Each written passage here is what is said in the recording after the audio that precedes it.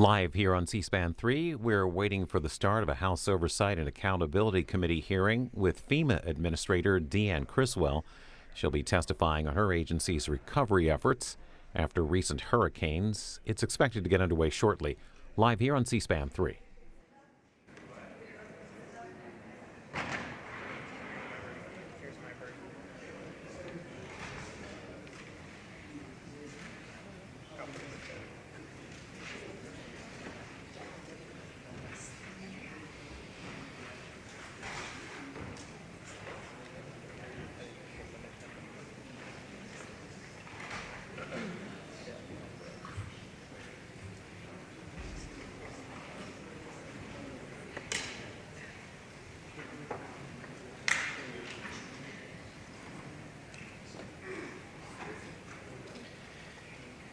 This hearing of the Committee on Oversight and Accountability will come to order. I want to welcome everyone here today. Sorry we're getting late. Votes extended about 15 minutes longer than they were supposed to. Without objection, the chair may declare a recess at any time. I now recognize myself for the purpose of making an opening statement. Today marks our first hearing since the election, in which President Trump won in a landslide. This summer, Ranking Member Raskin described Republicans as a, quote, shrinking, shriveling minority party. They're a cult of personality, and there's not many people who are buying the cult and dogma anymore, end quote. Yet just 2 weeks ago, President Trump received historic support from Americans of all races, religions, and backgrounds. It's clear the American people aren't buying what the Democrats and their allies in the media are selling anymore. For nearly a decade, Democrats, many of whom are in this room today, have demonized the millions of Americans who support President Trump. I think of the proud Americans in my district, good neighbors, citizens, and God-fearing individuals. They're tired of being called trash, cult followers, fascists, Nazis, and many other horrific names for simply loving their country and supporting President Trump. My constituents want the cost of living to stop skyrocketing, whether it's food, gas, heating their homes. They want the border sealed to stop the flow of illegals and criminal aliens coming to our communities. And they want to end the weaponization of government. Unfortunately, we have recently seen a disturbing example of this weaponization of government on full display. In the wake of Hurricane Milton, at least one FEMA official engaged in political discrimination against supporters of President Trump. This official ordered employees to discriminate against vulnerable Americans affected by a hurricane when they needed assistance the most. This same employee alleged on TV that this was not an isolated event and that FEMA essentially treats the homes of President Trump supporters as if they were homes of people with vicious dogs. This is unacceptable. Americans demand accountability.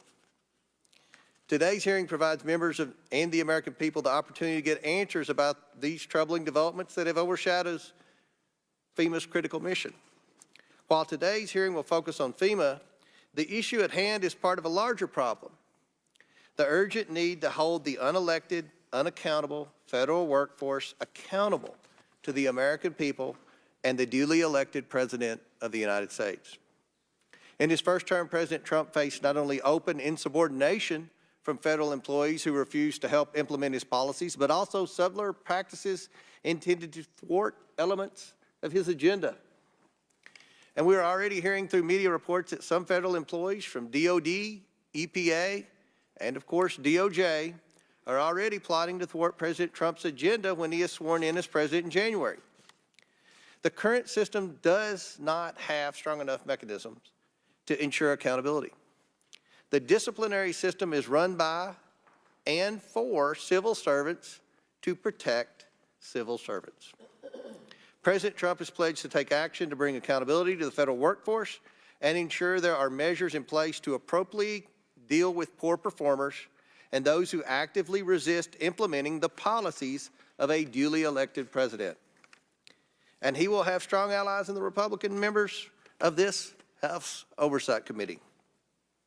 Democrats claim President Trump is trying to politicize the civil service, but situations like the one at FEMA validate our concerns that it is already politicized. Under the Biden-Harris administration, the civil service has not only grown in size, but also in power. And this power is evident. Just ask the people in Highlands County, Florida. They needed help, but at least one FEMA official used her power to make help harder to get. We only know this because one whistleblower was brave enough to come forward, but others knew about this and said nothing. And FEMA leadership didn't take action against this supervisor until the press exposed the discrimination. More importantly, FEMA officials did not immediately end the discrimination. Since being fired, this supervisor has made multiple media appearances claiming she was following direction from above and that this practice is widespread. So, the question is this. From FEMA's perspective, was her main offense not only saying the quiet part out loud, but that she put it in writing? Who knows how many victims of Florida were left out of rapid disaster relief response? And what about other areas of the country? How long has this gone on and where? It is not acceptable for anyone to threaten the life or safety of FEMA employees, and FEMA does not protect its people, but this does not justify writing off a huge segment of the population. I'm eager to hear from the administrator today about the status of FEMA's disaster relief efforts, as well as how we can prevent further discrimination. I want to thank you, Administrator, for being here today, and I now yield to the ranking member for his opening statement. Thank you, Mr. Chairman, and congratulations on your victory, and thank you for your magnanimous statement at the beginning. I know you're proud of the 4 million vote majority, which the president-elect seems to have now, just as we were proud of the 7 million vote majority that Joe Biden had 4 years ago. The difference, of course, is that we acknowledge the loss of our candidate in this election, and we're not involved in trying to overturn the election or the Constitution, but we accept the Constitution and we accept the victory of the president-elect.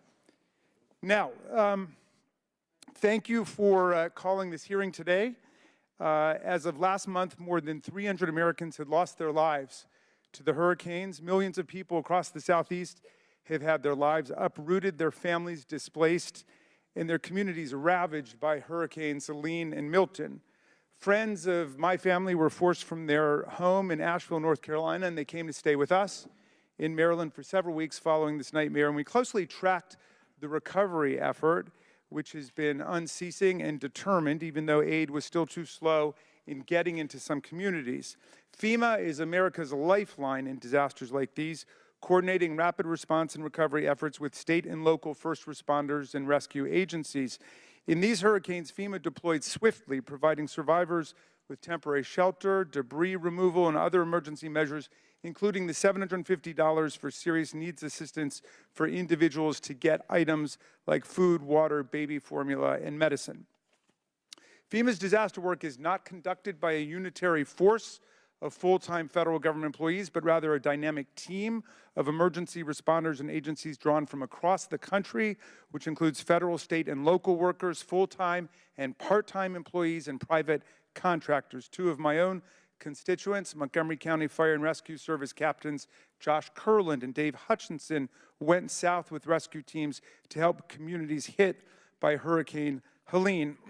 FEMA workers from around America help their fellow Americans get back on their feet after a disaster like this. Now, even in the heat of the presidential election, Mr. Chairman, FEMA's response won high praise from leaders across the political spectrum. Virginia Governor Glenn Youngkin said, quote, "I'm incredibly appreciative of the rapid response and the cooperation from the team at FEMA." Florida Governor DeSantis said, quote, "Everything we've asked for from President Biden, he has approved." And our Florida colleague, Congresswoman Luna, said, "As I'm seeing, FEMA has been very helpful, and I've been in direct communication with them, and they're absolutely going to assist because President Biden has told them to do so." So we could be here today celebrating the workforce of 22,000 FEMA workers, but instead, we're invited to focus on one so-called intermittent employee in Florida whose team encountered what she called political hostility while canvassing door-to-door for FEMA in Florida. Thereupon, as I understand it, she made the judgment that her workers were unsafe, and she issued the order to her team not to go to any more houses in the neighborhood where there were Trump signs planted in the yard. This was a bad mistake, legally and constitutionally, which violated the core mission of FEMA and every federal agency to work on behalf of all Americans. It's plainly wrong and divisive to use a presidential campaign lawn sign as a proxy for someone's dangerousness.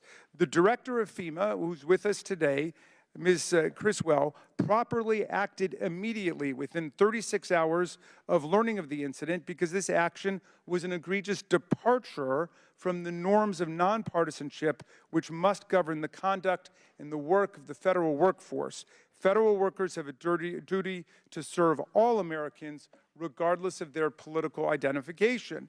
FEMA's prompt and unequivocal personnel action in this case is powerful evidence that the civil service system is working, not only to deliver quality public service, but also to correct employee errors and ensure that the people whose homes were skipped, as in this case, receive outreach and assistance. And I understand that there were 20 homes that were skipped and then they were immediately addressed afterwards, but I want to ask about that. Now, none of this is to deny for a moment that in recent months, FEMA aid workers have been forced to work under a cloud of propaganda and lies concocted to erode public trust in FEMA. Because of this disinformation, many victims of hurricanes have rejected federal assistance, and others have even harassed and threatened FEMA workers. As Republican Congressman Chuck Edwards, who represents Asheville, North Carolina, said, all the misinformation has been, quote, not just unhelpful, but it's been harmful. I agree with my Republican colleagues and Administrator Criswell. Federal agencies must serve all Americans, and that means a federal workforce of nonpartisan professionals hired based on competence and merit. What's true of FEMA canvassers is, of course, true of the rest of the government. We need government for all the people, regardless of political viewpoint. President-elect Trump has promised to be a president for all Americans, and I hope he delivers on that. And if he falls short of it, I trust all my colleagues will hold him to it. In his first administration, President Trump all too often deliberately directed disaster aid based on the party politics of local leadership and past electoral performance, not the needs of the community and disaster survivors. In 2017, his administration denied 99% of the aid that North Carolina's Democratic governor requested as part of cleanup efforts after Hurricane Matthew. Also in 2017, after Hurricane Maria, President Trump blocked the full release of emergency assistance to Puerto Rico that was appropriated by us in Congress due to his unfounded belief that the destruction and death toll had been inflated to make him look bad. In 2018, after California suffered the deadliest and most destructive wildfire in its history, President Trump initially refused to approve disaster aid because of the state's liberal Democratic leanings. He reportedly later changed his mind after his staff provided him data showing that there were more Trump voters in Orange County, California, than there were in the entire state of Iowa. Now is the right time for all of us, Mr. Chairman, and I mean this, for all of us to agree that nobody in public office, no matter how high nor how low, should play partisan politics with disaster relief in the age of climate change.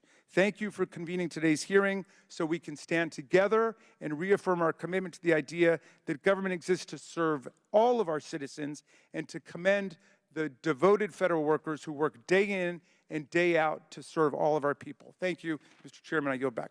Gentleman yields back. Without objection, Representative Stubbe of Florida and Representative McCormick of Georgia are waived onto the committee for the purpose of questioning the witness at today's hearing. I'm pleased now to introduce today's witness. Ms. Deanne Criswell has served as Administrator of the Federal Emergency Management Agency since 2021. She has spent much of her career in emergency management, having previously served as Commissioner of the New York City Emergency Management Department, as well as previous positions within FEMA, serving as leader of the agency's National Incident Management Assistant Teams and as a Federal Coordinating Officer. Ms. Criswell served 21 years in the Colorado Air National Guard and is the veteran of 2 overseas tours. Pursuant to Committee Rule 9G, the witness will please stand and raise her right hand. Do you solemnly swear or affirm that the testimony you are about to give is the truth, the whole truth, and nothing but the truth, so help you God? Let the record show that the witness answered in the affirmative. Thank you very much. We appreciate you being here today and look very forward to your testimony. Let me remind the witness that we have read your written statement and will appear in our full in the hearing record. Please limit your oral statement to 5 minutes, but obviously you can speak whatever you need to say. We want to hear it. As a reminder, please press the button on the microphone in front of you so that it is on and the members can hear you. When you begin to speak, the light in front of you will turn green. After 4 minutes, it will turn yellow. When the red light comes on, your 5 minutes have expired, and we'll ask that you try to wrap it up at that point. I now recognize the administrator for her opening statement. Thank you. Chairman Comer, Ranking Member Raskin, and members of the committee, thank you for the opportunity to testify regarding FEMA's efforts in response to Hurricanes Helene and Milton. We value this committee's legislative support and oversight of our agency, and I look forward to our conversation today. On September 26th, Hurricane Helene made landfall in Florida as a powerful and a fast-moving Category 4 storm, with hurricane force winds extending 40 miles and tropical storm force winds extending 310 miles from its center. Helene then entered Georgia as a Category 2 hurricane before becoming a powerful tropical storm that continued to release historic rainfall over already saturated soils as it marched through South Carolina, North Carolina, Tennessee, and Virginia. There were also impacts in West Virginia and Kentucky. Helene's powerful winds and floodwaters altered landscapes and devastated communities in many places not accustomed to experiencing such storms. The destruction caused by Helene was catastrophic. Less than 2 weeks later, Hurricane Milton rapidly intensified into a Category 5 storm in the Gulf of Mexico. After making landfall in Florida as a Category 3, it moved across the state into the Atlantic, spurring the formation of tornadoes and leaving an overlapping trail of destruction in many communities still reeling from Hurricane Helene. Many of these same communities were still recovering from Hurricanes Ian, Hurricanes Idalia, and Hurricane Debbie. And our hearts have been heavy with the stories of the survivors we have encountered and talked to. People who have lost their loved ones, their homes, and their businesses. These two catastrophic storms led to the loss of over 200 lives and caused extensive damages to homes and neighborhoods across the impacted states. There was also widespread disruption of critical services across southeastern United States, including the obstruction of transportation routes, which isolated many homes and communities. FEMA's mission statement is a simple one, spelled out in 7 powerful words: helping people before, during, and after disasters. And in my written testimony, I have provided a detailed account of FEMA's preparation, our pre-positioning of assets and personnel, and our coordination with other federal agencies in support of our state, our local, and our tribal partners. I have described in detail how FEMA responded to these 2 storms across 8 states, mobilizing the full weight of the federal government to help in impacted areas that were not accustomed to this kind of disaster, prioritizing search and rescue efforts, reopening roads to reconnect hard-to-reach areas, delivering essential food, water, and other supplies to residents, and restoring critical infrastructure. And I have described how FEMA is leading recovery efforts in these impacted states, doing everything we can to cut through red tape and expedite assistance to survivors. This has been a challenging time for our workforce of over 22,000 dedicated, hardworking people, many of whom were impacted by the storms themselves and delayed their personal and family recovery to meet our mission needs and respond to the disaster. Our workforce persevered through all of these challenges that I have just described. And they also persevered through a difficult security environment generated by misinformation about FEMA's work to spread through social media, which was spread through social media. Our goal is to help all people obtain all of the assistance that they need and that they are eligible for under the law.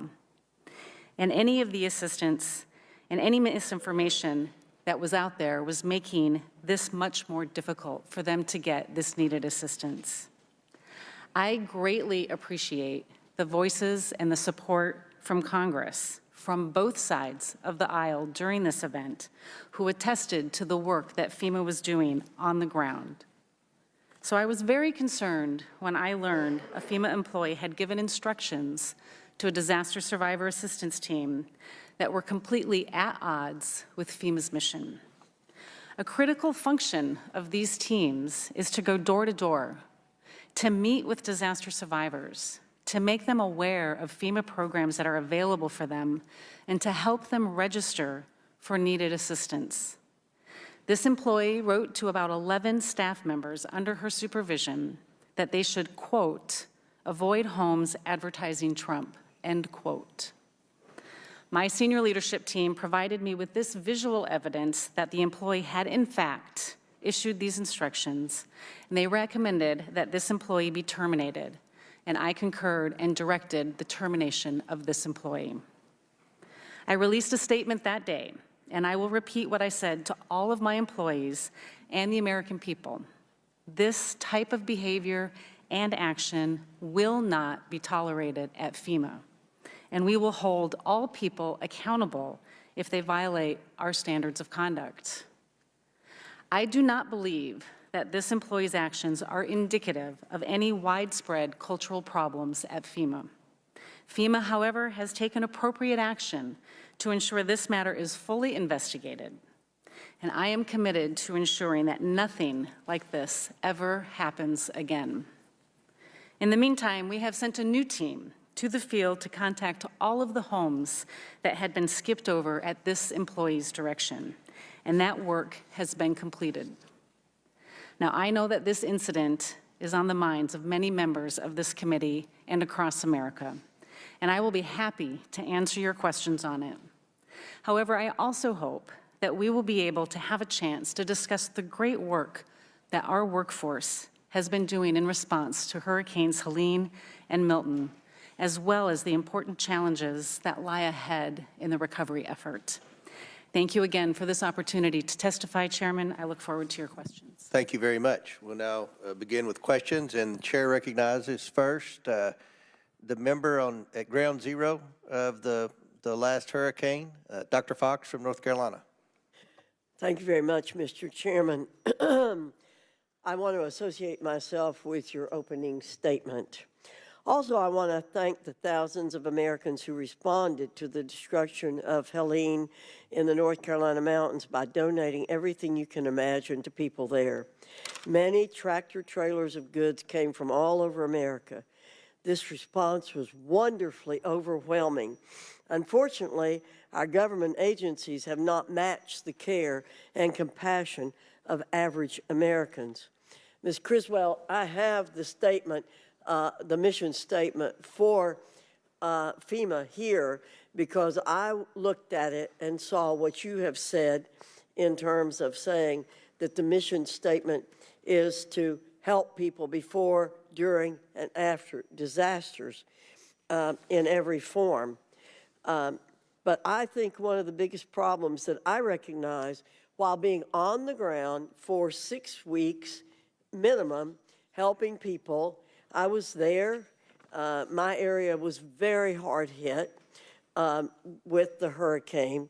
But what I saw is constituents affected by the storm is how FEMA's representatives on the ground are telling people what the agency cannot do rather than what it can do. And you mentioned that you were bringing the entire weight of the federal government there, and I think that FEMA has fallen way short of that, and that's what I'm going to talk a little bit about today. Again, FEMA's entire mission is to assist, quote, before, during, and after disasters.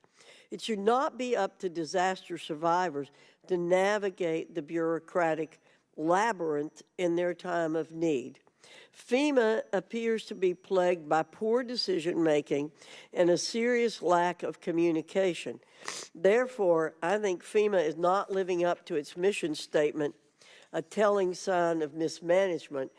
And I want to say that I'm the kind of person who believes government of the people, by the people, and for the people. And I tolerate no discrimination of any kind. There should be an information roadmap available to those affected by disasters, including what they can expect from FEMA.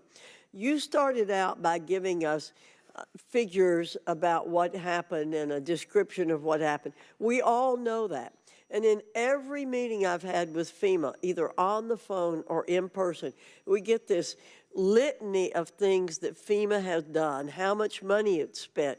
But when you really get down to the nitty-gritty, you can't get any details. What that roadmap should include is how much, what kind of aid they can expect to receive, a timeline for aid, information on all available assistance, the total federal government, as you said, which we do not get. What types of decisions will have to be made in the coming weeks, months, and years. So does FEMA have this roadmap? And if so, how is it communicated to people on the ground?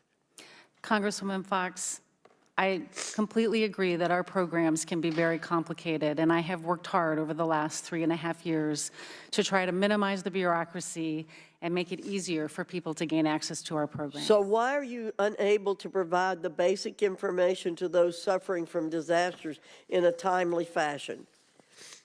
Congresswoman, we do have information that we give out to individuals that have been impacted by communities.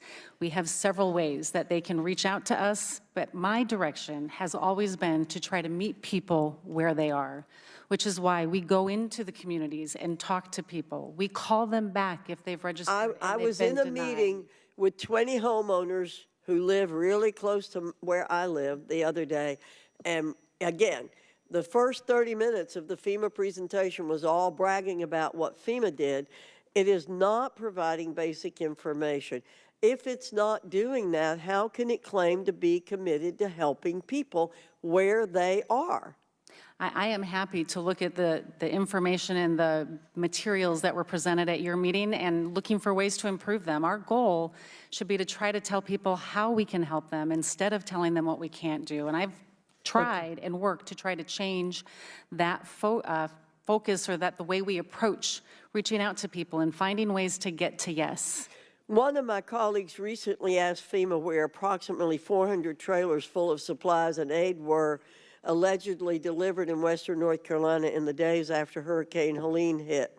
He was told that the trailers were delivered to the state emergency management headquarters, but they also could not share where the aid, estimated to be worth between $4 and $10 million, was actually located. Is it correct that FEMA delivered aid to the state, then simply absolved itself from ensuring the aid actually reached the people it was intended to help? This is a partnership. Our ability to respond to communities requires a deep collaboration between federal, state, and local partners. FEMA delivers supplies at the request of the state in the amount that they have requested, and the state prioritizes in consultation with their local jurisdictions on where those supplies need to go. Thank you, Mr. Chairman. I will have several questions to submit for the record. Thank you. Thank you. Gentlelady yields back. Chair recognizes Mr. Frost from Florida. Thank you so much, Mr. Chair. So in my district, which was impacted by Hurricane Milton, I live in Orlando, Florida, been dealing with natural disasters and hurricanes my entire life. I've heard nothing but praise for FEMA's sense of urgency and how y'all have responded in the last many storms we've had. Since Hurricane Milton, many of my constituents have opened up casework with my office to help get FEMA assistance. My team and yours have worked hand in hand to solve these problems regardless of their political affiliation or their voting record. So just thank you for your hard work, and thank you to the hard work of all of the members of FEMA and staff who are fighting to ensure that people are safe and that we can recover after these horrible disasters. The individual responsible for the instruction that FEMA workers can avoid houses with Trump flags was fired. That's good. And thank you for handling that quite isolated situation. I do, though, however, have to call out the hypocrisy of many members of this committee. Madam Administrator, according to staff on President-elect Trump's former National Security Council, on at least 3 occasions, the president-elect hesitated to give disaster aid to areas he thought were too democratic, like California after the 2018 wildfires. If President Trump were to engage in partisan discrimination, how could that impact Americans, the economy, the environment, and also taxpayers in general? The severe weather events that we have been experiencing and the increase in them, they don't discriminate. They impact all people across all walks of life in every part of this country. And we have seen a continued increase in the number of those events affecting more Americans. We have to maintain our ability to be a nonpartisan agency so we can ensure that everybody impacted by these events can get the resources and the help that they need, that they deserve, and that they're eligible for under the law. According to reports, Trump only agreed to release aid when his staff pulled voting results to show him that the heavily damaged area of Orange County, California, had more Trump supporters than the entire state of Iowa. I asked unanimous consent to enter into the record a Politico article from October 2024 titled, "Trump Refused to Give California Wildfire Aid Until Told How Many People There Voted for Him," Xaid says. Without objection, so ordered. In the FEMA chapter of Project 2025, the blueprint for the Trump administration, on the FEMA section, it said, quote, "They need to shift the majority of preparedness and response costs to states and localities instead of the federal government," end quote. This would be devastating for Floridians. We know these storms are happening more often because of the climate crisis. I've heard directly from scientists and meteorologists who fly into these storms after I flew into one with the hurricane hunters that they are going through more of these, they're seeing the worst storms they've ever seen in their careers. These are folks who've been doing this work since the 80s. Madam Administrator, how would this proposal impact the safety of folks like my constituents in Central Florida who are getting hit year after year with these once-in-a-100-year hurricanes? The ability for these communities to rebuild after these events is extremely critical. Without them being able to rebuild, but also rebuild to a level that makes them more resilient against future events, is going to really impact their ability to recover. And so what I have seen through my time as a local emergency manager, as well as serving in this role, that the biggest limitation and the reason we have presidential declarations is when it exceeds the capacity of a jurisdiction to be able to rebuild and allow their community to recover, then it will only make it more vulnerable to future disasters. After Hurricane Helene, President-elect Trump spread a ton of disinformation about FEMA assistance. Even like me, some of my Republican colleagues representing areas actually impacted from the storm, like Mr. Edwards from North Carolina, we've had to expend significant amount of resources to fight these lies. During these hurricanes and the days leading up, I spent a lot of time in all the EOCs that are in my district. I spent time going to the shelters and speaking with people, and I can't tell you the amount of folks who came up to me in these shelters asking the most ridiculous questions based on what they heard from Donald Trump. And we know that in these emergencies, every second matters. Every minute matters in terms of life or death. Does FEMA have the tools and partnerships it needs to fully combat the disinformation we've seen from certain politicians?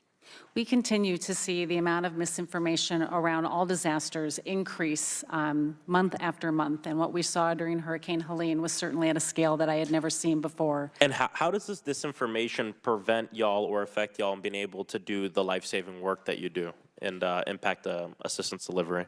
I think the biggest impact is that it makes individuals that have perhaps lost everything concerned about whether they should come to us for assistance, and then they cannot start their recovery process if they don't enter the system to get the resources that they're eligible for.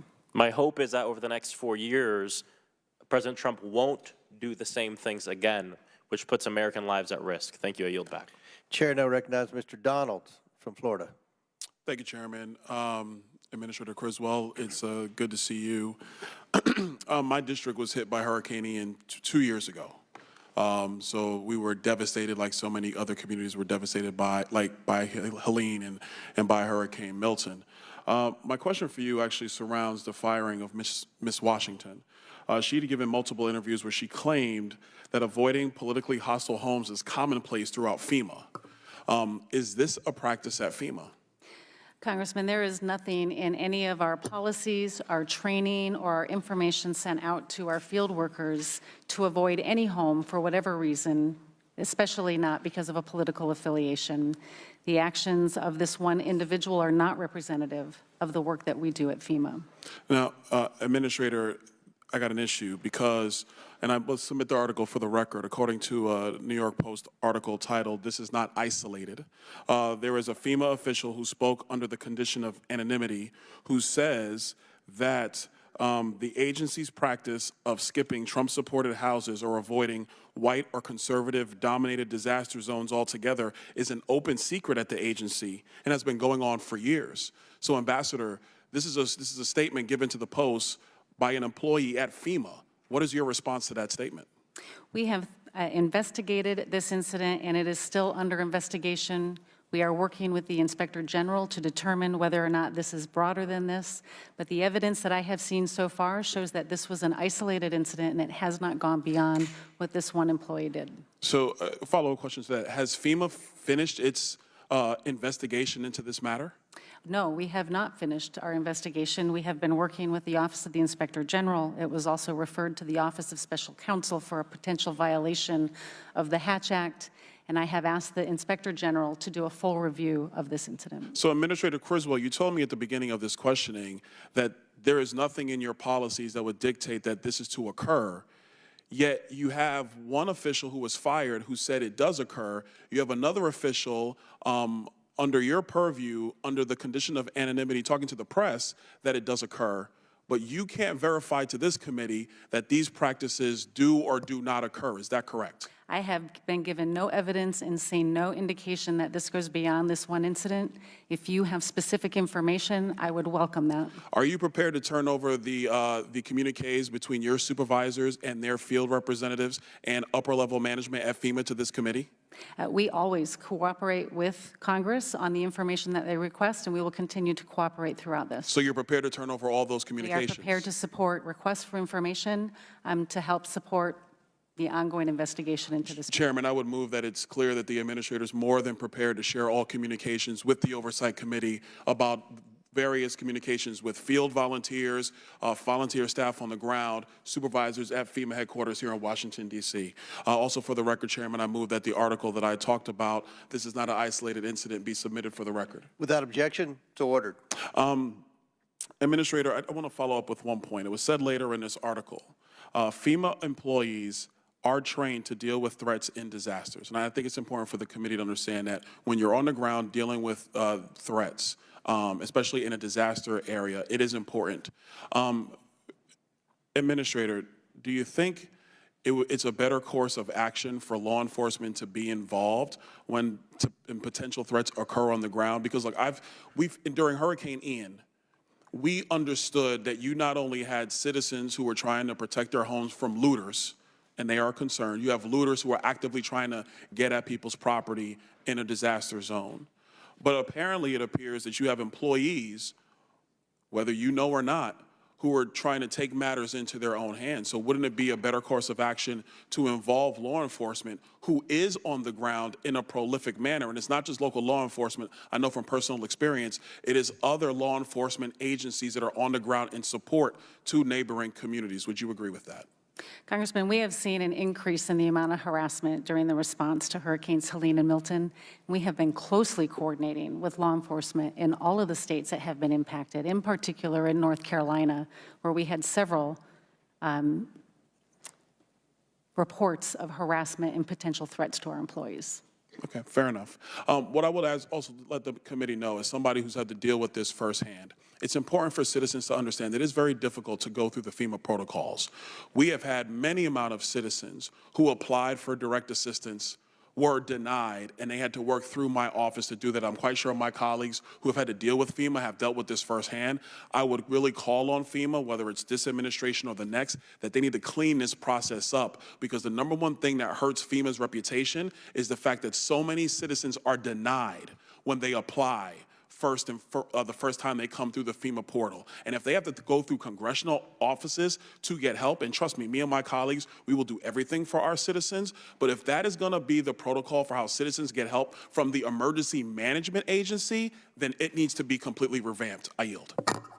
Gentleman yields back. Chair recognizes ranking member for 5 minutes. Thank you, Mr. Chairman. Ms. Criswell, thank you for your testimony. Can you explain what the role of a door-to-door canvass is by FEMA during a hurricane recovery? These are our, Ranking Member, our disaster survivor assistance teams. These are groups of individuals that go out into communities to either see if they have registered for assistance, check on their case for them, or also identify if they have any other needs that we need to engage our nonprofit partners that might be in the area, like assistance with mucking and gutting their home. And we can relay that information back to the local emergency manager or back to the state to make sure we're meeting all of their needs. And this is a situation where there may be a complete communications breakdown because of the hurricane itself, right? That is part of the reason we do this, is because we know, and especially during these incidents, we saw limited cellular communication availability. They could not get online to register for assistance. They could not call us. And so we send people out to go knock on their door and see if they have had that opportunity yet. How many doors would you have knocked on during Hurricanes Helene and Milton? Tens of thousands. I would have to get you the exact number. Okay, and hundreds of people would have been involved in the effort? Yes. Okay, so it's been reported that there were unprecedented levels of harassment and threats leveled against FEMA workers, both the full-time workers and then intermittent part-time workers and volunteers who came along. Do you have any sense of where this harassment and where these threats were coming from? What were the things being said that would lead people to attack FEMA workers? We have seen over my last few years in this position, but even as my time as a local emergency manager, we have seen the amount of information being spread that's just inaccurate about FEMA programs, about FEMA policies continue to increase. We saw a big jump during Maui. We saw an even larger increase, and again, on a scale that I have not seen during Hurricanes Helene and Milton, primarily being spread through social media channels. And have you undertaken any efforts to combat that disinformation?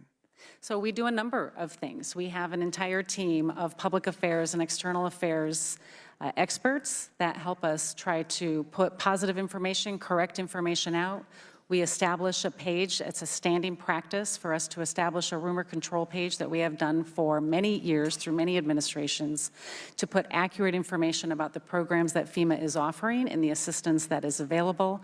We also reach out to the community. For example, in North Carolina right now, we're hiring community liaisons, people from the community that can help be a bridge between us and the people in their community to build that trust, make sure people are getting everything that they need, but also to let us know what kind of information or what kind of resources they may still need. The employee who was fired by you a day or a day and a half after you learned of what had happened was an intermittent employee, a part-time employee who may or may not have been trained on the proper protocols of FEMA. But what do you tell your workers to do if, in fact, they are harassed or attacked at the doors, going door to door, offering people assistance? Again, we have people that go into communities that have just been impacted by significant weather events and meeting people on their worst day. And people are, angry and they're upset because of what happened to them. And so we often have people that feel that they may be in an unsafe situation. And so we train them to be able to remove themselves from that situation reactively.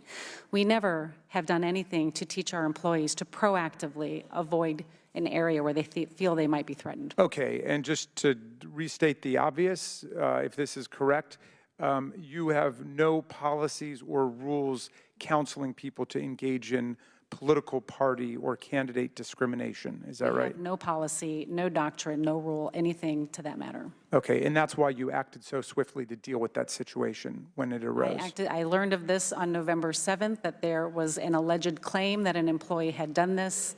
I directed my team to be able to look into it and provide me information. They showed me the evidence on November 9th, which is when I directed the termination of the employee. And I understand that FEMA itself is investigating to get all of the facts of the matter. Do you also support an investigation by the Inspector General at FEMA? I have already requested an investigation to the IG. Okay. Well, look, on behalf of the family that stayed with me after the hurricane hit Asheville, North Carolina, and other friends who were affected, I want to thank FEMA for doing your very best on behalf of the American people and mobilizing a strong relief effort. Not perfect, none of them are, but certainly a very serious attempt to address all of the needs that arose. I yield back, Mr. Chairman. Chair now recognizes Ms. Luna from Florida. Administrator Criswell, nice to see you again. Up here, sorry. Yeah, thanks. You came to my district when we were impacted. Before I get to some questions that I have from my constituents, I did have a question in regards to the investigations that you have into Marnie Washington. So she went on CNN and she had stated that under the practice of avoidance and de-escalation, that was what she was using, what her supervisor was using in order to politically discriminate. My question for you, she also stated that her supervisor, Chad Hershey, had directed her not to help politically hostile Americans, aka anyone who, in their opinion, had Trump signs. My question for you is, were you aware of that, and has Chad Hershey been fired, or is he under investigation currently? I understand that Mr. Hershey was in her supervisory chain, but that is part of now the ongoing investigation. If you find that he directed her to, and I assume that you guys will be talking with her directly, but if you find that, are you committing that he's going to be fired? I will commit that anybody who has taken actions to politically discriminate against people that were impacted by this disaster will have the appropriate disciplinary action to include termination. Okay, and then she also had stated on that same interview that this wasn't just isolated in Florida, but under that same de-escalation and avoidance guideline from your field manual that also happened in North Carolina and Georgia. Are you aware of this? And in your estimates, roughly how many people have been impacted? She also stated that there should be incidents reports in regards to FEMA, that we should request them, but I assume that you were looking into that. So if you can just follow up on that. Yeah, we will certainly follow up on that. But again, our policies in nowhere talk about proactively discriminating against areas where they feel that there might be something harassing. Tracking, sorry, I just have to move on because we have time here. My next question is that in regards to your investigation, Marnie Washington stated that after she was terminated that she still had access to her portals and the cases that she had filed. And because of that, she was actually able to see that FEMA was going through and deleting information in regards to the cases that she had specifically handled. Now, I understand that when people leave, sometimes things have to be terminated, but if you do have an ongoing investigation, my question is, why would you then want to delete information? Because then you wouldn't be able to adequately conduct a conclusive investigation. I have no information that we have deleted anything, as stated by Ms. Washington. Even if something was deleted, it's all part of a permanent record, and we have access to it. Okay, then I would advise, if you are tracking, that you should go, because she's saying that she physically saw that information was deleted out within 24 hours of her firing. I have one more question, but I'm going to get to some constituent questions, so please answer these quickly. In Pinellas County, where we were hit, we had actually 13 deaths during the first hurricane, but the county has currently had only one DRC and has requested a second DRC with no success. What is FEMA's process for approving additional DRCs when they're requested?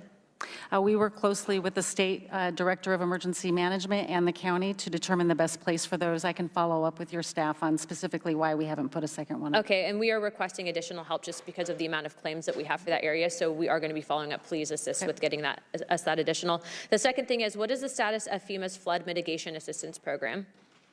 The NFIP program has seen a significant amount of claims as a result of Hurricanes Helene and Hurricane Milton. As you will see in the supplemental request, we are asking for debt relief for the National Flood Insurance Program so we can continue to pay on those claims. To date, I believe the number is somewhere over $800 million that we have paid out in response to Hurricanes Helene and Milton, but we will quickly run out of funding from that fund without the debt relief, and we'll have to go to the Treasury and ask for additional funding to pay those claims. Okay, so if you get that funding, you guys will be able to essentially ensure that recovery and resiliency grants for all the counties impacted will be received. If you get the money, for claims against the NFIP, Correct. with the debt forgiveness, we can pay those claims. Okay. My last question for you is in regards to community trends. Marnie Washington had alleged that that was what was put into a system that would mitigate these interactions if they felt that it was dangerous. And these communities, a lot of them were conservative and Trump supporters, that they felt that FEMA had created an environment that had stated that those people had made them feel uncomfortable, and that was the reasoning for them passing over these homes. What can you tell me about community trends in regards to this allegation that you made?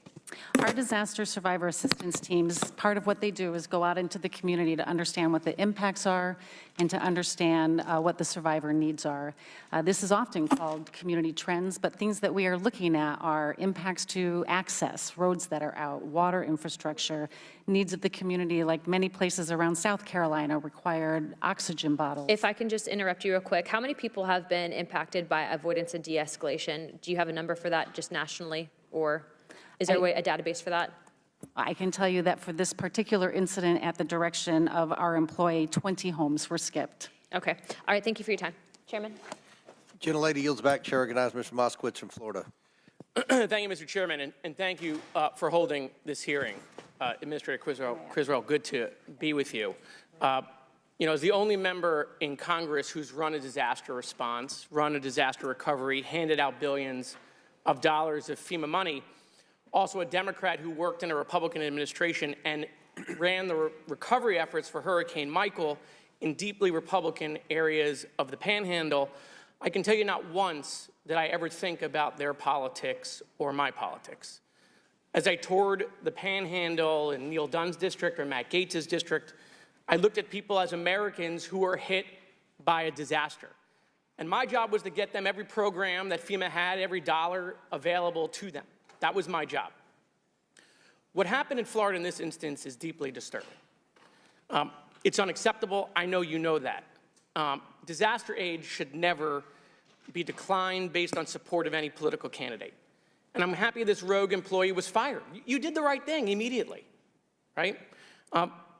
What should have happened here is if there were members of FEMA's team that felt uncomfortable, that should have been passed up to the FCO. That should have gone to the federal coordinating officer. And then that information should have gone to Director Guthrie, who's the Director of Emergency Management in the state of Florida, my former deputy. And then they could have made sure to identify those homes and gotten them the information. But that's not what happened. There was a clear breakdown here. And so you should do an investigation to make sure that something like this doesn't happen again. Every emergency manager in the country during COVID, yourself included, I'm sure, was worried about the politics of disaster aid changing. We saw it happening in real time.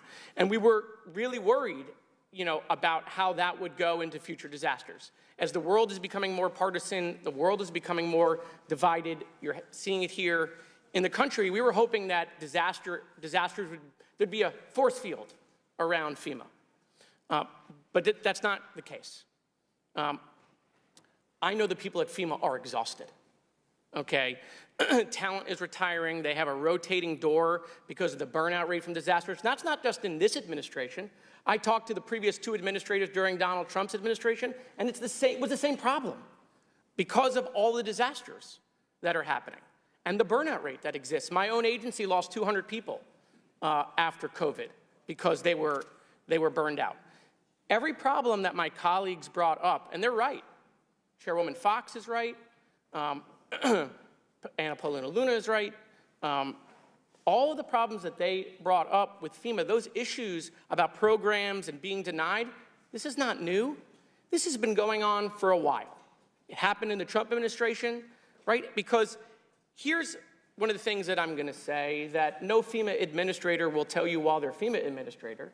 But the last two Trump administrators will tell you, previous administrators will tell you when they leave the job, is that Homeland has become too big.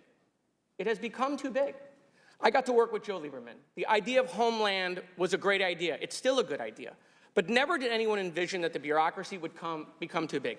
FEMA can't make the changes you want them to make, whether it's Ms. Criswell or the next administrator that Trump appoints. They can't. Homeland won't let them because there's 30 people around a table, right, trying to figure out what to do in the agency. So for the people at DOJ, if Vivek and Elon are listening, you need to look at Homeland. You got problems at Secret Service, guess where that is? Homeland. And so what I'm saying is that don't look at Administrator Criswell or this FEMA administration or in this Biden administration. If you think there are issues in FEMA that you want to fix, I'm letting you know these issues go back decades. They're not new. They're not. And so I do want to say one more thing because I think it's tremendously important for my colleagues across the aisle and my Democratic colleagues. It is so important that we don't allow FEMA to become politicized and that we don't allow disaster aid to become politicized. Laser beams do not start fires in California. We cannot guide where hurricanes go. And you know what? You know who's amplifying that stuff? Foreign accounts. Other countries are amplifying that stuff on social media to divide us, to divide Democrats and Republicans. They want us fighting over disaster aid because it helps their goal. We can't participate in that. We shouldn't amplify that. So, Mr. Chairman, I thank you for having this hearing. We should have this hearing. But I want you to know that these issues that you're bringing up are not issues of today. These are issues of yesteryear. And so I will work with anyone across the aisle on fixing these issues within Homeland. And with that, Mr. Chairman, I yield back. Gentleman yields back. Chair now recognizes the chairman of the Judiciary Committee, Mr. Jordan. Thank you, Mr. Chairman. Administrator Criswell, is Ms. Washington lying to us? Ms. Washington has... She said it's common practice. You said it's reprehensible and isolated. Both statements can't be true. So someone's not giving us the facts, and I'm kind of trying to figure out who's not telling the truth. The actions that Ms. Washington took were unacceptable. Well, you had another employee. Now, they remain anonymous, but I think one of my colleagues pointed this out earlier. A FEMA official who spoke on condition of anonymity said Ms. Washington likely received, quote, very clear guidance from her supervisors. Is that person lying too? I have not received any evidence outside of the screenshot that Ms. Washington directed. So those her two people team. are wrong. They're not telling the truth to us. We are currently investigating this But that's not issue what you and said. bringing You in said the this is IG. isolated, reprehensible, hasn't happened. This is the only time. And they're saying, nope, nope, nope, it's commonplace. I am saying that FEMA's mission is to help all people. Well, let's look at before, maybe during, the and best after evidence we have disasters. is the actual screenshot. Can you put the screenshot up on the screen? Let's look at what the text message said. The text message said, implement best practices. Like, this is the best practices. We're going to implement them. And they talk about making sure you're going in pairs or with more than one person, avoid the Trump homes, drink your water, take your towel, coconut waters. So stay hydrated, walk with someone else, and don't go to the Trump homes. It seems pretty common and matter of fact in the actual evidence we do have, the text message itself. But you're still saying Ms. Washington and this other person aren't telling the truth. When I received this text message, it was not in accordance with the way we conduct business at FEMA, and I directed Even though it said termination. best practices, even though it said stay hydrated, which everyone would agree with, even though it said go in pairs, which everyone would agree with, even though it said bring a towel, make sure you're covered. I mean, it said coconut water is the best way to stay, even though it said all those practical things, the part about avoiding the Trump homes, that's not a best practice, that's not commonplace. Is that what you're saying? That is nowhere in our policy, and I can't speak to I'm not saying it's in your motivations policy. behind what Ms. Washington did. But it was, okay, now her supervisor is this Mr. Hershey. Have you talked to him and to find out if he knew this was happening? I understand that he was in her chain of command, and this is under investigation. Have you talked to there's 13 people on this text message. Have you talked to all 13 of those individuals? This incident is under investigation. That's not what I asked you. I Office- know it's under investigation, and we know how investigations work when it's done inside the agency. It takes forever. I'm asking, did you talk to the 13 people on this best practices text message? The Office of Professional Responsibility has taken this, and they are following appropriate protocol to investigate. Is the Inspector General looking at it as well? And I have asked the Inspector General to take a look at this. I Any idea welcome their any idea review. when they're going to talk to these 13 people since you have it? Have you talked to, how about you personally? Have you talked to any of these 13 people? I have not talked to them. You have not talked to personally. any I of them? have an entire team that focuses on this investigation, and that's what they're doing. Seems to me it's part of a mindset that's in government. And this is the scary part, because I think it's broader. And you don't have to take my word. Take it what people have said. I mean, this reminds me, we've talked about this many times, but I can think of, well, actually the same person, let's go back to that, the same person who said that this likely received very clear guidance, this other FEMA official, also said this: I've heard from other entities who are serving in North Carolina that there was clear guidance to be mindful, quote, of the types of people who are in Western North Carolina. I have That's not pretty seen derogatory evidence of stuff that. there, isn't it? I have not seen any. But you know what it evidence of sounds like? It sounds like Peter Strzok. Peter Strzok when he said, oh, I just went into Walmart I can smell the Trump supporters. Sounds like Joe Biden when he said, oh, the garbage I see is the Trump supporters out there. Sounds like the guys that the Democrats had, the professor the Democrats had testify back in 2019 in the impeachment. Conservatives, especially very conservative people, tend to spread out, perhaps because they don't even want to be around themselves. This disdain, this mindset that's in the government where everyone's deplorable, everyone's garbage, everyone is, smelly people at Walmart, and oh, be mindful of those people in Western North Carolina. That's what it sounds like. And again, the best evidence is the text message we have, which reinforces that mindset that we have seen from so many people in our government. The actions directed by Ms. Washington are unacceptable. And when I received this text message, I directed her termination. Do you have any idea who this other, who this other official is? I do not, and if you have that information, Congressman, please share it. I don't have it. You're the one who's got it. You're the one who hasn't talked to the 13 people on the text message. It has not been raised to me. All right. I think, Chairman, I yield back. Chair now recognizes Ms. Norton from Washington, D.C.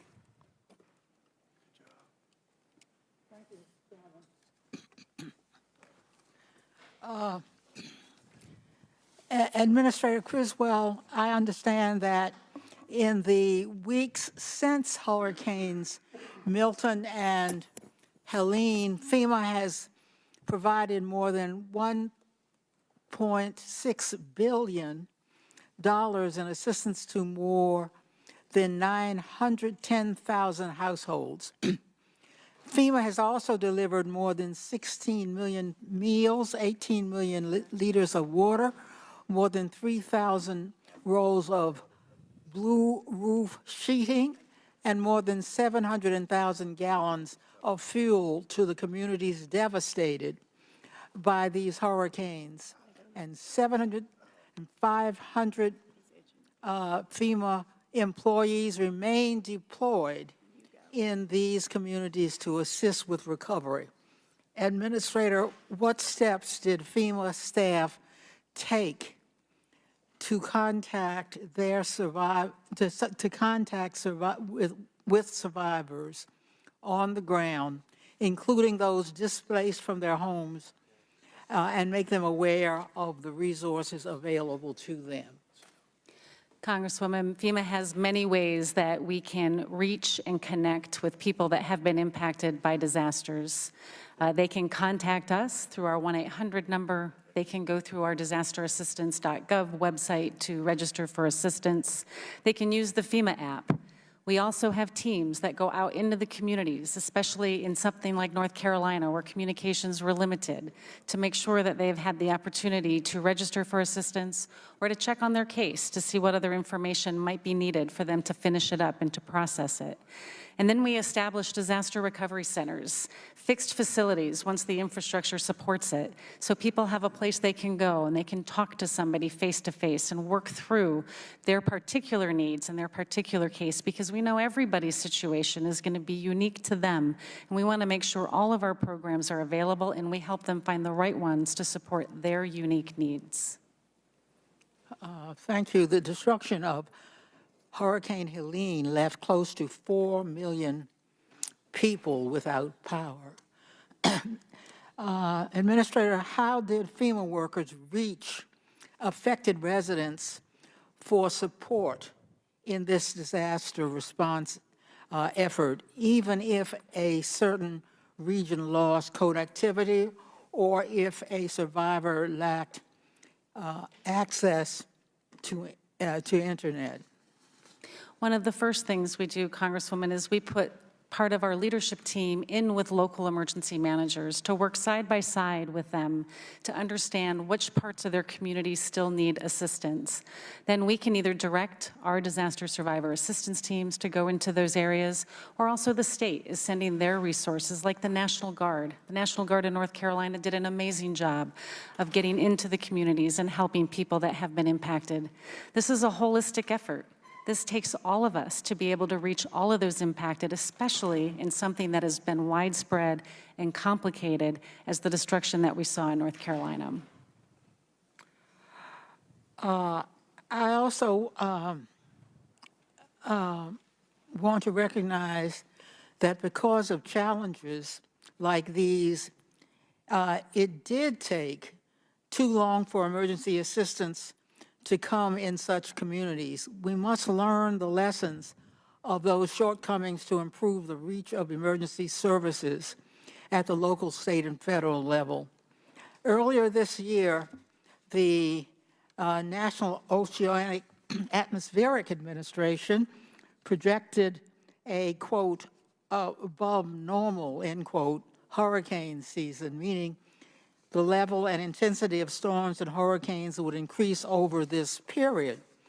11 storms have developed into hurricanes this year. More than a few years later, Luhana community is still being built back after wildfires hit the land of Maui. And recovery operations are still continuing more than 2 years after Hurricane Ian made landfall in Florida. Administrator Criswell, what can Congress do to make it easier for FEMA to support long-term recovery efforts and assist with future disasters that strike the United States? Congressman, we have 2 pieces of bipartisan legislation that would be very beneficial to our ability to help communities: the Disaster Survivor Fairness Act and the Management Cost Modernization Act. And I understand that I'm over the time, but I'd be happy to talk more about those 2 pieces. They would be critical in changing the way we help survivors. I commend you and FEMA's thousands of staff from across the country who left their homes to deploy to communities in need and provide them with assistance in the face of destruction, trauma, and loss. And I yield back. Chair now recognizes Mr. Gosar from Arizona. Thank you, Mr. Chairman. Just like last night, the White House requested an additional $98.6 billion for disaster relief, with $40 billion marked for FEMA. Although it was created to provide relief from disasters, FEMA has now become the Biden-Harris administration's star student in political persecution. In October, FEMA intentionally violated the civil rights of American citizens in response to Hurricanes Helene and Milton. This is a key example of the weaponization of the federal government against the American people. And I suspect there is more for this committee to uncover. It is critical that Congress is empowered to conduct rigorous oversight before any emergency funding that has been placed into FEMA's hands. Ms. Criswell, according to your testimony, FEMA led the interagency response to Hurricane Helene and Milton for up to 64 different agencies. Do you think FEMA has the authority to direct these other agencies to also avoid homes with Trump signs? There is nothing in FEMA's policy that would ever direct anybody to avoid anybody, regardless of political affiliation or way of life. Our mission is to help all people before, during, and after disasters. Gotcha.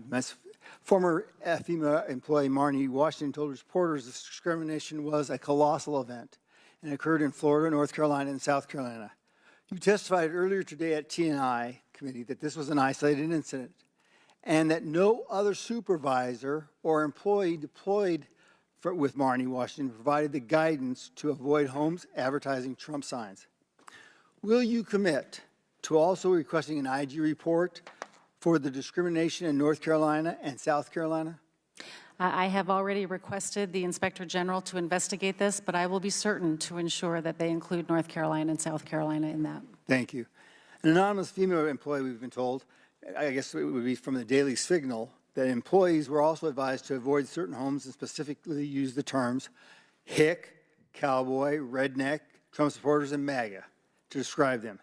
Have you come across any of these terms in your investigation so far? This is the first I am ever hearing any of those terms. I'll make sure you have those.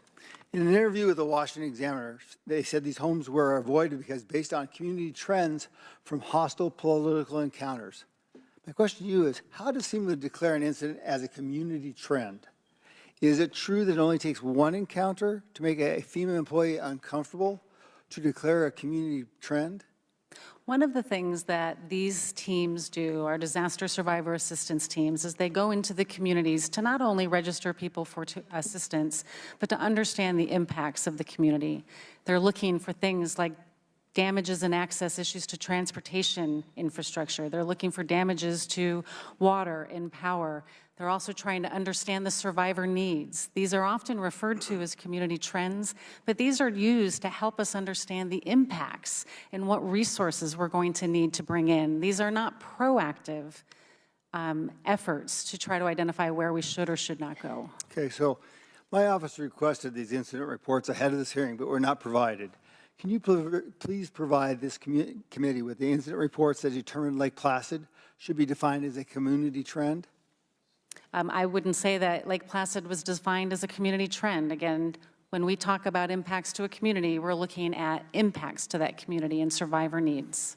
So you would provide all the incident reports? So We will work with Congress on the requests for information and provide what you need. Now, Ms. Criswell, in October you said fighting misinformation is a priority for FEMA, including that you allege misinformation from President Trump, Elon Musk, and some of my colleagues about FEMA's responsibility or lack thereof in its spending. Is FEMA spending its taxpayer funds responsibly? Quick question. Can you repeat that, sir? Yes, is FEMA spending its taxpayer funds responsibly? We are absolutely spending our taxpayer dollars responsibly and supporting an unbelievable increase in the number of severe weather events that have been happening across the United States. Yes. Are you aware of the OIG's report from 2320 from March of 2023 titled, FEMA should increase oversight to prevent misuse of humanitarian relief funds, and or a second September 2022 OIG report titled, FEMA did not implement controls to prevent more than $3.7 billion in improper payments from the Lost Wages Assistance Program? I'm aware of those reports. And you knew this, and then how are you applying that to this discovery now that you're hearing about Ms. Washington and possibly other people causing a problem for this? We value our partnership with the Inspector General, and we appreciate the findings that they give us and our areas that we can continue to improve. Some of those reports and some of the findings in those we non-concurred with. But for those that we did, we continue to work with them so we can continue to improve, because we are not a perfect agency, and we always look to improve the way we help people. I don't think anybody's perfect, so thank you. Appreciate it. Gentleman yields back. Chair now recognizes Mr. Lynch from Massachusetts. Thank you, Mr. Chairman. Welcome, Administrator Criswell. As evidenced recently by Hurricane Helene and Milton and the catastrophic consequences, we continue to witness historic flooding that is triggered by extreme weather events. In our own state of Massachusetts, the National Oceanic and Atmospheric Administration has already predicted that my area, the Boston area, is expected to endure between 12 and 19 days of high tide flooding that we've never experienced before. That's the most in the Northeast region.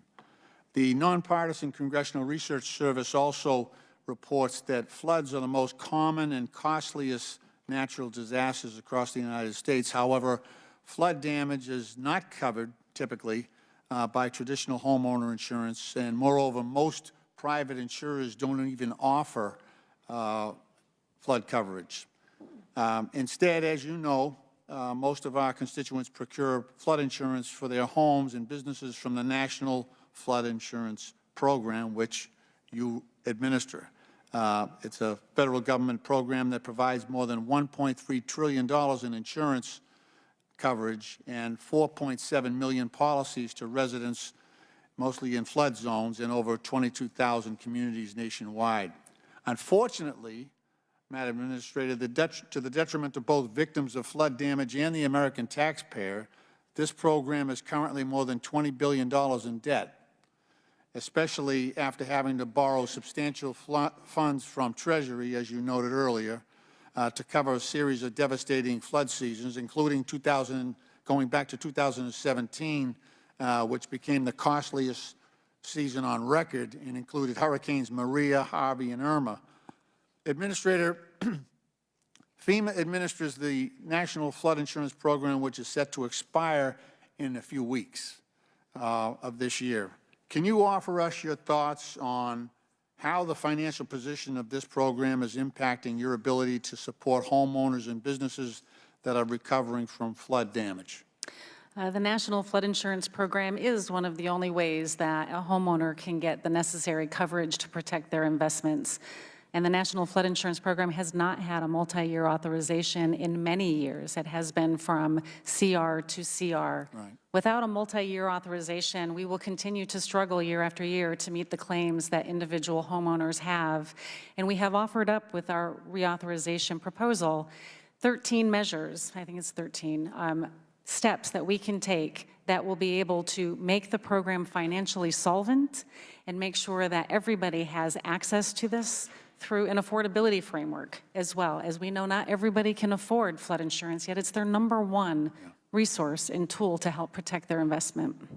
So we seem to keep falling behind with these 1 year, I think it's called as-needed funding.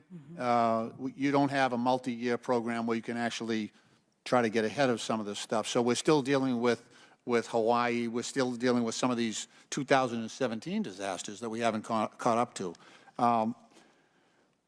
One thing I wanted to ask you is that, you know, we seem to compartmentalize these disasters. We have, you know, we've got, because of the impacts of climate change, we've got, you know, these epic rainfall events that's causing flooding. We've got tornadoes, we've got hurricanes, we've got drought-induced wildfires, and our flood insurance program only covers certain people or targets certain people in flood zones.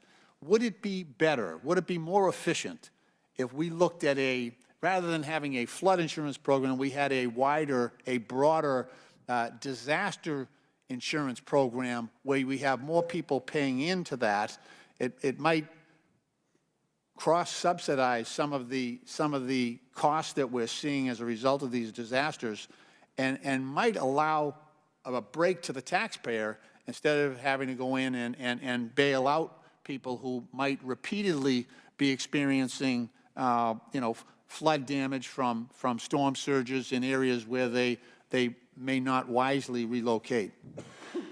Yeah, I mean, the National Flood Insurance Program is available to anybody. And I often have said, if it rains where you live, it can flood where you live. There are only certain areas that are mandated to purchase flood insurance, but everybody has the opportunity to purchase flood insurance. As far as making that a broader, more catastrophic insurance program, I think that's something that we should be having conversations with the private sector about, because that's what they should be providing. All right, thank you. Time has expired, Mr. Chairman. I yield back. Very good question. I'll recognize myself for 5 minutes. And Administrator, I want to thank you for the work that you and FEMA did in my district a few years ago after the tornadoes in West Kentucky. I want to publicly say that. With respect to the text message behind me, how did you receive the text message? Did you know about it before it became public, or was it brought to your attention before the media made public with it? It was brought to my attention on November 7th while I was in North Carolina with my leadership team checking in on recovery. It was mentioned to me that they had heard that there was a text message that a staff member had sent. I then directed my team to look into this.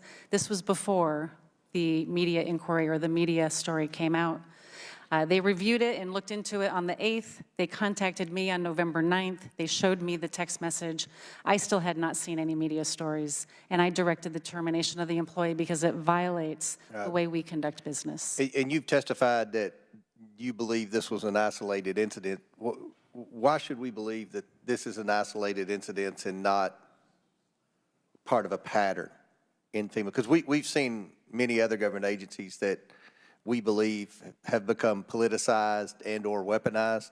So, I mean, why should we believe this is an isolated incident? Chairman, I understand your concern and I share your concern because I want to ensure that the American people know that FEMA is there to support all people, which is why we are conducting an investigation and why we have asked the IG to look into this further to ensure that this is not beyond the one employee who sent this message. It is not indicative of the rest of our workforce, and it is completely unacceptable.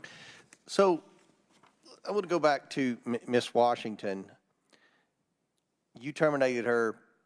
She was a part-time employee. If she were a full-time FEMA employee, could you have terminated her then and there on the spot? We definitely have more flexibility within our intermittent employee HR practices, but we would have been able to take the necessary action to remove her until a full investigation had been done. So how likely would it have been that her termination would have been overturned because she would have been a full-time civil servant and been protected by the civil servant merit laws, tenure laws, whatever you want to call it? Given the text of this message, it's very clear that this was an unacceptable type of behavior, and I don't believe it would have been overturned. I think the system worked. Well, we're going to find out with a lot of federal employees that we believe should be held accountable for bad behavior. And that's one of the huge issues in this election, and this is going to be a priority for the new administration, and this is a role that this committee is going to play moving forward to try to work with the Trump administration, work with Elon Musk and Mr. Mfume to try to make government more efficient. So we'll see. We certainly believe that people, regardless of their party, regardless of their status in their years of service in the federal government, regardless of their ideology, if they've done wrong, then they should be held accountable. And I think the American people agree with us, and I think that was a huge issue in the election a few weeks ago. I want to switch gears and talk about FEMA, and I think a lot of people, myself included, often wonder what is the role of FEMA.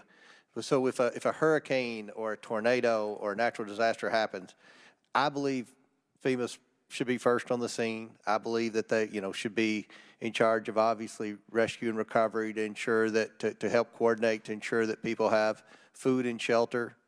And then, of course, the big role I believe FEMA plays is debris removal to try to help coordinate, to get the power going, to get the roads cleared and things like that. A lot of people wonder, what then? What else is FEMA responsible for? Because I know when we had our issues in West Kentucky, people were thinking that if they didn't have insurance, that FEMA was supposed to come in and pay for that. Can you tell this committee and the American people who are watching this what exactly FEMA's role is the second a natural disaster happens, whether it's a wildfire out west or whether it's a tornado in the Midwest or whether it's a hurricane on the East Coast? What is FEMA's responsibility from start to finish, and how long should that take? I think the best way to start that, Chairman, is the fact that all disasters are executed at the local level, they are managed at the state level and supported by the federal government, and that's where FEMA comes in. In this particular incident, I contacted governors before the storm made landfall in all of the states that were impacted, encouraging them to ask for a pre-landfall emergency declaration. What that does is it allows me to pre-position resources. And these aren't just FEMA teams, these are the federal government. It gives me the ability to direct other members of the federal government to come in and be able to respond to those immediate life-saving needs as needed after a storm passes. For these events, we pre-positioned resources from Florida up to North Carolina and into Virginia to support those immediate needs. And we do that at the support of the governor. We have teams that are embedded with the governor sitting side by side who are also communicating with the local emergency managers, the local first responders to know where those needs are so we can direct our resources to the areas that don't have enough. These all start and end with that local first responder, and they did amazing work in those first few hours after these storms passed, and our teams on the ground immediately, the search and rescue teams from across the federal government, were there doing life-saving activities as the storm were passing all of these states. We then support through mission assigning other federal agencies like the Army Corps of Engineers to help assess what the needs are going to be for debris removal, or at the request of a local jurisdiction to actually do the debris removal if they don't have the contracts to do so. And then we continue to support the stabilization of those lifelines, being able to reimburse communities if they put in a temporary bridge or if they've done something to, in the case of Asheville. And the time's expired, but what's the normal time length for this? What do you have an objective when you go in and say, all right, this is when we hope to be finished? Do we hope everybody's paid? And do you have, is that ever a factor or an objective? All disasters are definitely unique. My objectives and my timelines are in that response to make sure that I have teams on the ground before landfall, that they are engaged during and after landfall. And then when the governor's team tell us that the incident stabilized, then we demobilize those response teams. Chair recognizes. Mr. Chairman, I just have a UC request on some relevant articles. One published in The Hill, September 30, 2024, titled Georgia Governor Kemp Praises Biden's Hurricane Helene Response Amid Trump Criticism. A CNN article, October 7, titled DeSantis and Biden Speak on Storm Recovery After Reports GOP Governor Had Not Returned Calls from President and Vice President. And 3, a CNN article, October 3rd, titled Fact Check Amid Bipartisan Praise for Biden's Hurricane Response, Trump Falsely Claims Reviews Are Universally Negative. Without objection to order, Chair recognizes Mr. Christian Morte from Illinois. Thank you, Chairman, and thank you, Administrator, for your service. I want to show you a visual. Do you recognize this picture? I do not. Good.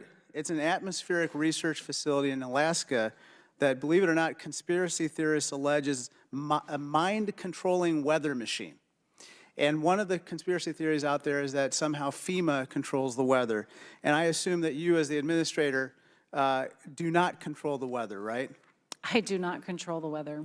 And you don't use secret machines to control hurricanes to target certain places in the United States, right? Correct. And you and your team did not direct severe weather at North Carolina to, quote unquote, commandeer lithium mine property in that state, right? Why would anybody want to bring harm to the American people? And you would not direct severe weather to target anyone of a particular political party, right? Never. You're not establishing FEMA camps to detain individuals or enact martial law, right? Correct. These are all conspiracy theories that you've had to deal with. I'm glad that you have addressed them in this forum.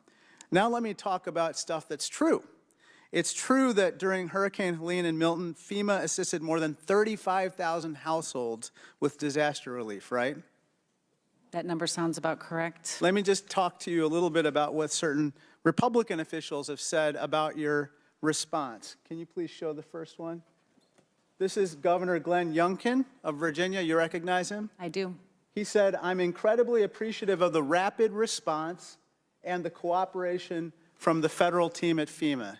You don't disagree with that, right? Governor Youngkin and I were communicating, texting, and talking daily, if not hourly, during the initial hours that it was passing Virginia. Well, let me show you another quote. This is Governor Henry McMaster of South Carolina. He said, "Federal assistance from FEMA has, quote, been superb." You don't disagree with that either, right? I do not. Another one. This one is from Senator Tom Tillis, Republican of North Carolina. He said, "It has to be a coordinated response, and FEMA knows how to do this well." I presume you don't disagree with him either, right? I do not. Let me turn to a final topic, and this has to do with basically homes that also serve as child care centers in many places, including in disaster zones. Administrator Criswell, access to child care is often forgotten in the aftermath of a disaster, and I'm worried that cases like these don't get enough attention by FEMA or other agencies because these child care centers are often based in the provider's homes rather than a commercial facility. Let me show you what's called a flood susceptibility map of the Chicago area, which is what I represent. I'd like to draw your attention to this particular map because it shows the areas of the Chicago, what we call Chicagoland, that have high susceptibility of flooding. And as you can see, it's this blue area which basically covers the entire region like a wet blanket.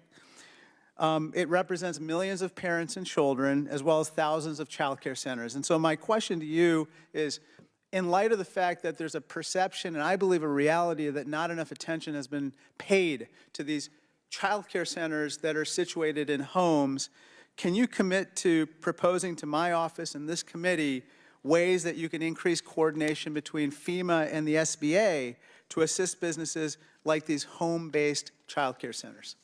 Congressman, my office would be happy to provide any technical drafting assistance or further assistance to be able to figure out how we can better address these vulnerable populations within these communities.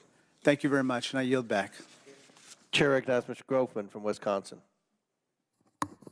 Thank you.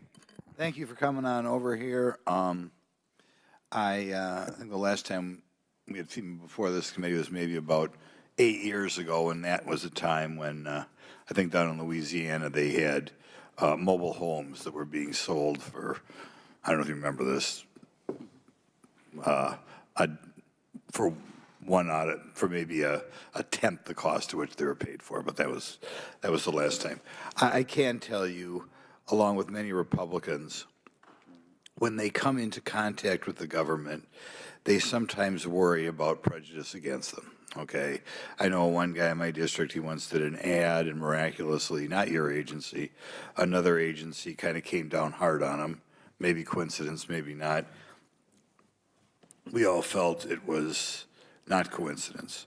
Under President Biden, foreign aid's become a vehicle to promote an overseas social agenda pushed by one party. The administration's implemented a disturbing trend of using foreign assistance as a tool to advance political and ideological goals. This raises an important question. Is the same political discrimination influencing how FEMA allocates disaster relief domestically, how it responds to this crisis? First of all, FEMA's workforce is unionized and represented by the American Federation of Government Employees. Is that true? Yes, our employees have that option. Okay. What percentage of FEMA employees are part of the union, do you know? I don't have that number on me, but I'll be happy to get back to you. Okay. Does FEMA collect or track data on political contributions made We by? do not. Okay. The union representing your employees, at least what I have before me here today, has contributed about $12 million to Democrats over the last 20 years. Last 3 cycles, 93% to Democrats, 96% to Democrats, again, 96% to Democrats. And these contributions go where you'd expect: Senate Majority PAC, DCCC, and President Biden himself. It raises a question. When you have a group of employees or somebody representing employees that is so overwhelmingly slanted to helping one party as opposed to the other party, is it possible that that overwhelming bias slips into some decisions that are being made by your employees? Unions are not part of our FEMA control, and employees have the option to choose to join them or not. Right. I mean, the people who run the unions, though, and who are presumably elected by your employees, want to push contributions overwhelmingly to one group. I assume they communicate with your employees. Is this something that possibly concerns you, or is this why we're perhaps here today, and that a couple of your employees seem to believe their responsibility was to use their government job to help one group of people rather than the other group of people? Could it perhaps create that mindset? Congressman, it is just unacceptable that any FEMA employee would tell any part of our organization to not support an individual that was impacted by a disaster because of a political yard sign. Right. I'm just going to say, you see what I'm saying? But, you know, it'd be one thing if it's 50-50. But when it's like 95% to one party, 96% to one party, does that create an environment perhaps of a dislike or even hatred of the political party that they're not giving money to? Because, of course, this union, they presumably communicate with their employees. This is who you should be supporting, blah, blah, blah, blah, blah. I sometimes wonder if that atmosphere comes a little bit from these one-sided slanted unions. Again, employees have a choice of whether or not they want to join a union or not. Not all of our employees are part of that union. And regardless, it is unacceptable, regardless if you are in a union or not, to discriminate against a disaster survivor because of a political sign in their yard. That's not who we are. I'm really glad that Chairman Comer is having this committee. Are you aware of anything you're doing to make sure this sort of thing does not happen in the past or in the future, given the overwhelming political slant of the union that represents your employees?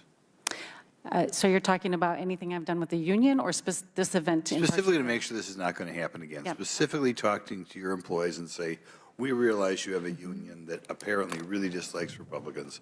Yeah. What are you doing to make sure that that doesn't flop over into how they dole out the government largesse? Yeah, so immediately upon the termination of the employee that made this direction, I sent out an email to the workforce letting them know what is expected of them and that we serve all people. I have been in this job for 3.5 years, and my focus has always been on putting people first, and that's all people. We have also conducted refresher training for all of our staff that are in the field, explaining to them what we expect of them again, so there's no misinterpretation of how we support people that have been impacted from disasters. And we will continue to work at the IG on the investigation on if there's any other factors related to this particular incident. Thank you. I'm sure this is something that they'll be talking about for the next 15 years. Chair now recognizes Mr. Mfume from Maryland. Thank you, Chairman Comer and Ranking Member Raskin. I want to thank the Administrator for being here today. And I want to associate my remarks with those of the Ranking Member, Mr. Raskin, in his opening statement. Madam Administrator, you've got a tough job. And I've tried to sit here and to listen to what you say and how you say it. And my gut tells me that you are a good person with a good heart who wants to do good things for your nation. I think that if there is a disconnect here, it might be the fact that you can't make everybody underneath you good people, even though we'd like for them to be that way, because we take pride in our federal workforce, the fact that it is not a political workforce. Every now and then, there becomes a possibility where something terrible can happen. And we all know that 2024 has been a trying year for various agencies throughout the government dedicated like yours to protecting and providing for Americans of all walks of life. Your agency has done a good job in providing resources, at least what you have, I might add that, in very difficult situations in a number of different communities. That conclusion is not mine alone. It comes from governors, other members of Congress, mayors across the nation. That being said, I would be remiss if I did not, in a deliberately redundant way, go back and address this report of a FEMA employee who were allegedly foregoing visits to homes that had Trump signs displayed. Now, regardless of whether that employee was following a FEMA policy or not, it's a sad day, quite frankly, anytime. We've realized we've reached such a state in our government where people are making decisions based on their own partisan beliefs when they're in a nonpartisan role of providing service and providing it to everybody. And I must say that every disaster is not even a natural disaster. In my own city of Baltimore, we had a major bridge collapse, the Francis Scott Key Bridge. And we're still struggling to try to find a way to deal with that. And that's been since March 26 when it collapsed. The Port of Baltimore was forced to close, as you know. Longshoremen and longshorewomen were let go without work. Small businesses were impacted. We mourned the lives of those 6 persons who died on that bridge that night. And as we do in every disaster, we did not check to see which political party they favored. When the Small Business Administration, the Army Corps of Engineers, and the Coast Guard all stepped up, as they did repeatedly month after month, to do the tough work, nobody asked for a party registration or a voting card or a voting record. So we know that incidents like that are going to happen again. But what we, I think, have to be very firm in is our belief that emergencies should never have a party and that disasters ought never be partisan. I expect that we're going to work together on this. I would strongly suggest, though, that as I listen to the interview that journalist Roland Martin did with the person in question, I'm still scratching my head trying to figure out if, in fact, she was told by someone who is full-time, who may have taken an overreach in a disaster with a lot going on, to say, by the way, you can skip those homes. I don't know that she necessarily would have done it on her own. As you know from the interview, she's not a Democrat, she's not a registered Republican, and she did not even vote. So I'm still hoping that at some point in time, your request to the Inspector General will be taken seriously, and he will start to look at what's going on. We need facts in this committee more than anything else. And I'm going back to the comments of my colleague from Florida who mentioned the overall Department of Homeland Security and suggested that that is where the problem lies, because it's so massive and people are not doing what they ought to do when they ought to do it to ensure integrity. I'm going to meet with him later today on the floor because I want to know that. He's worked in that capacity, so he should know what he's talking about. So I would just hope that as we move forward here, to the extent that you can provide this committee and all the members of this committee with additional details, that would be helpful. I'd like very much to know what the IG's response to you is going to be. And I'd like to know at the conclusion of your own report, if you would be so kind as to share that with the chair and the ranking members so that members of this committee who are still really not knowing what to believe will have something more concrete that we can look at and make decisions on. Thank you for your time, Mr. Chair. I yield back. Chair now recognizes Mr. Cloud from Texas. Thank you, Chair, and thank you, Administrator, for being here. The Chair had asked how long does it take to recover from these, and I represent a district that was devastated by Harvey. It was just a few months ago that we were still at a press conference at a ribbon cutting for something, a project that we had worked with FEMA to help bring recovery to. So obviously our hearts and minds go out to all those devastated in these past two hurricanes and what those communities and the families are going through right now.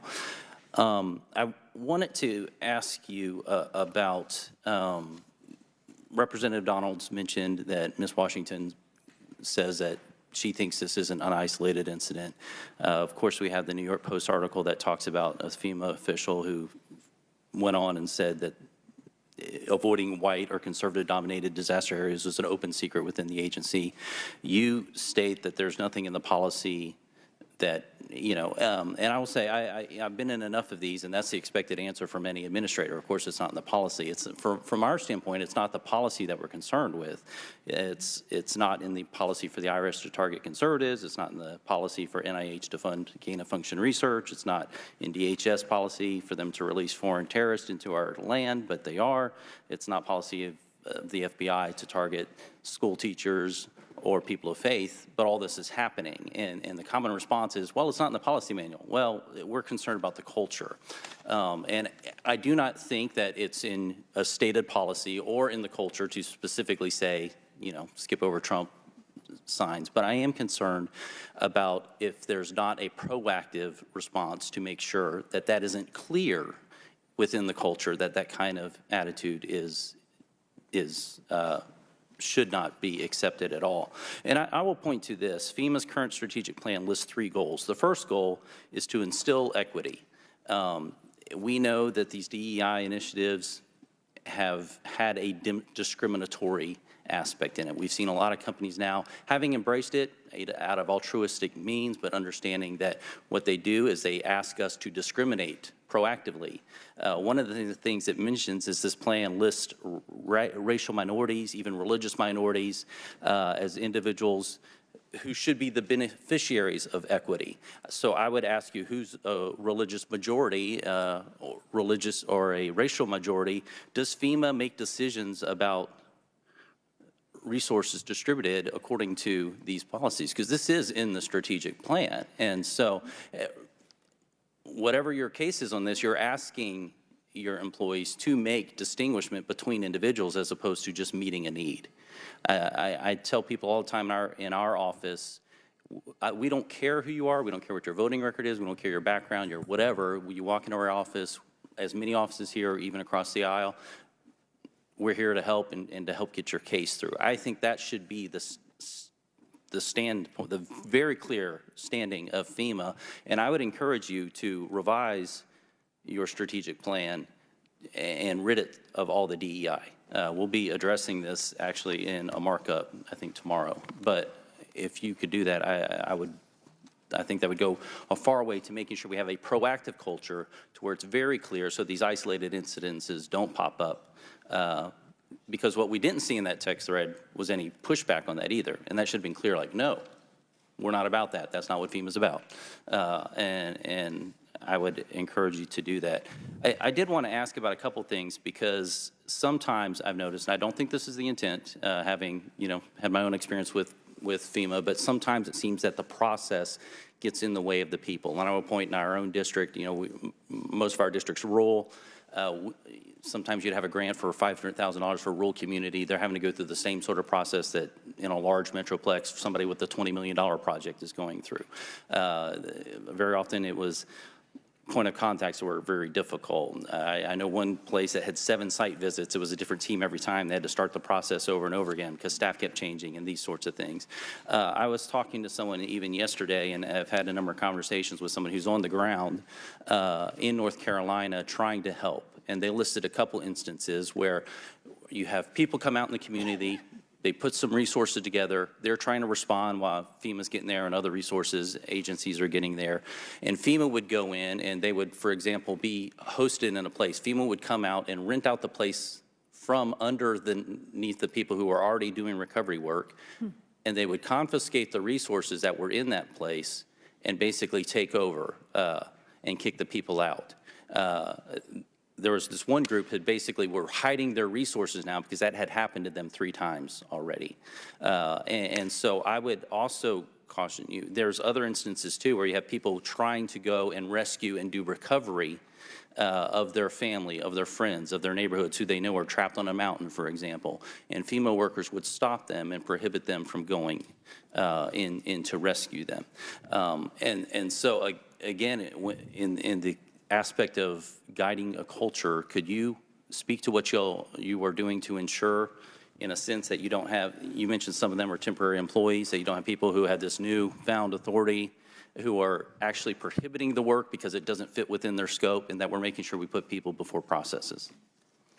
Chairman, I know we're over. Do I have time to answer? Can you? Make it quick? Yeah, make it quick.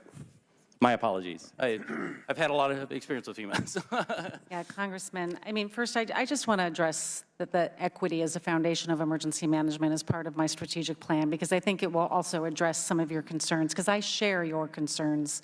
And when I was a local emergency manager, both in Colorado, but as well as in New York City, what I have experienced is the barriers that people have, good working people have, in trying to access the assistance that's available to them.